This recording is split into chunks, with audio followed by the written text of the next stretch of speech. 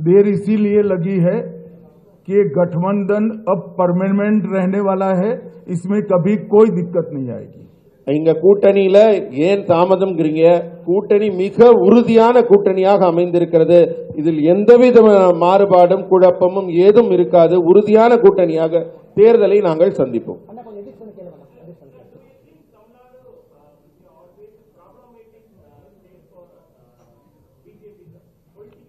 जरा भी नहीं। हम तमिल भाषा, तमिल संस्कृति और तमिल जनता का भारतीय जनता पार्टी गौरव भी करती है और सम्मान भी करती है। தமிழ் மக்களையும் தமிழ் மாநிலத்தையும் தமிழ் மொழியையும் நாங்கள் எங்கள் கௌரவமாக கருதுகிறோமே தவிர என்றுமே தமிழ்நாட்டை பாஜக பிரச்சனைக்குரிய மாநிலமாக கருதியதில்லை। ये नरेंद्र मोदी जी ही थे जिन्होंने महान तमिल परंपरा से सेंगोल को संसद के अंदर प्रस्तावित किया। डीएमके ने कभी मांग नहीं की।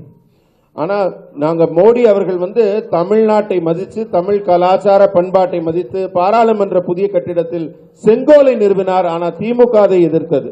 ये मोदी जी ही थे जिन्होंने काशी तमिल संगमम और सौराष्ट्र तमिल संगमम की शुरुआत की।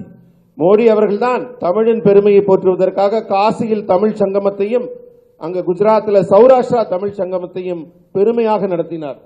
खेलो इंडिया में तमिल मार्शल आर्ट सिलंबम को मोदी जी ने ही शामिल किया। தமிழ்நாட்டில் மிக புகழ்பெற்ற பாரம்பரிய விளையாட்டான சிலம்பம் விளையாட்டை கேலோ இந்தியா விளையாட்டு போட்டியில் அவர் இணைத்தவர் திரு மோடி அவர்கள்। मोदी जी ने ही सेंट्रल शास्त्रीय तमिल संस्थान CICT 25 करोड़ की लागत से इसकी शुरुआत नरेंद्र मोदी जी ने ही की। தமிழ்நாட்டில் தமிழ் மொழியை வளர்ப்பதற்காக இருக்கிற ஒரே நிறுவனம் செம்மொழி தமிழாய்வு நிறுவனம்। அது மத்திய அரசின் நிறுவனம்। 24 கோடி ரூபாய் முதலீட்டில் அதை உருவாக்கியவர் திரு நரேந்திர மோடி அவர்। हमारी सरकार ने ही ह्यूस्टन यूनिवर्सिटी में तमिल पीठ की शुरुआत की। ஹூஸ்டன்ல இருக்கிற பல்கலைக்கழகத்தில் தமிழ் இலக்கியத்திற்கான ஆராய்ச்சி இருக்கை உருவாக்கப்பட்டுள்ளது। तिरुकुरल का अनेक भाषाओं में अनुवाद भारत सरकार करा रही है। उसमें से 63 लैंग्वेज में इसका ट्रांसलेशन पूरा हो चुका है। திருக்குறளை வெவ்வேறு நாட்டு மொழிகளிலும் நாங்கள் மொழிபெயர்த்துக் கொண்டிருக்கிறோம்। அதுல 63 மொழிகளில் ஏற்கனவே திருக்குறள் மொழிபெயர்க்கப்பட்டிருக்கிறது உலகம்। और मोदी जी ने ही महान तमिल कवि सुब्रमण्यम भारती की संपूर्ण रचना संग्रह का विमोचन किया है।